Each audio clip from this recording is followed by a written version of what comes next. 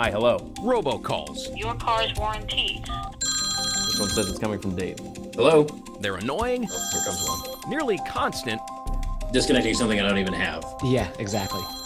Here we go, another one. and sometimes criminal. Hello? Oh, they hung up there.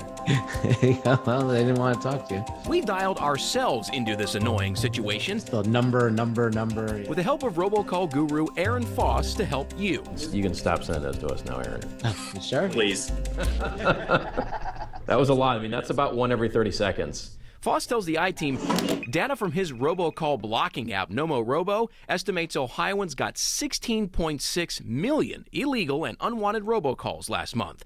Foss said that means 1 in 5 calls made into Ohio in December was a scammer, spammer, or criminal calling. Our definition of a robocall is any unwanted call. His job is all about blocking robocalls from getting to your phone. Yeah, I mean, it's almost constant.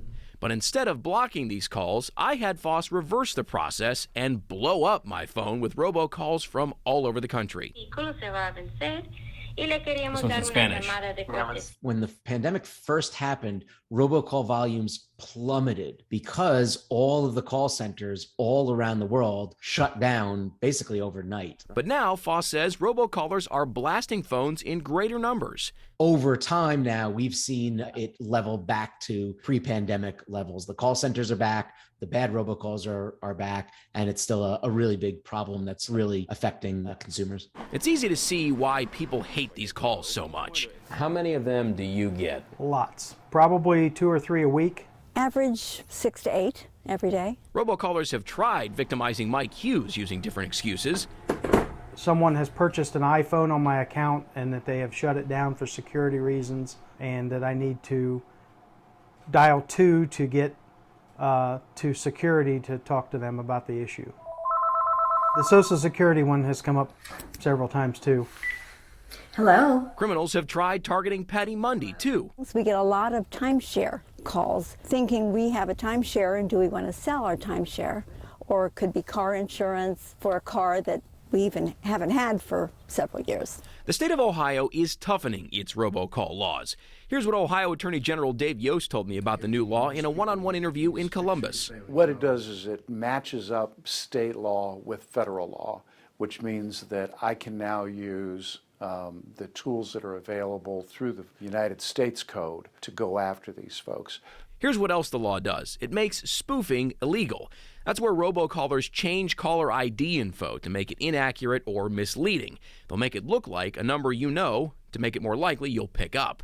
The law also increases criminal penalties for robocalls in Ohio if the victim is elderly, disabled, or a military member or their spouse.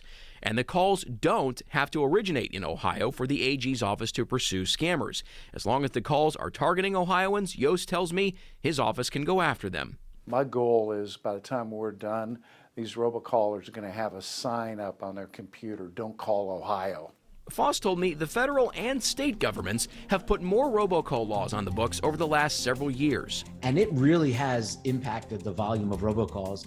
At a peak, it was over 42% of all calls in the United States were illegal and unwanted robocalls. Again, now we're down to 30%, which is fantastic. We still got a long way to go, but I really applaud all of the states that are trying to make stronger laws to prevent these robocalls from getting through.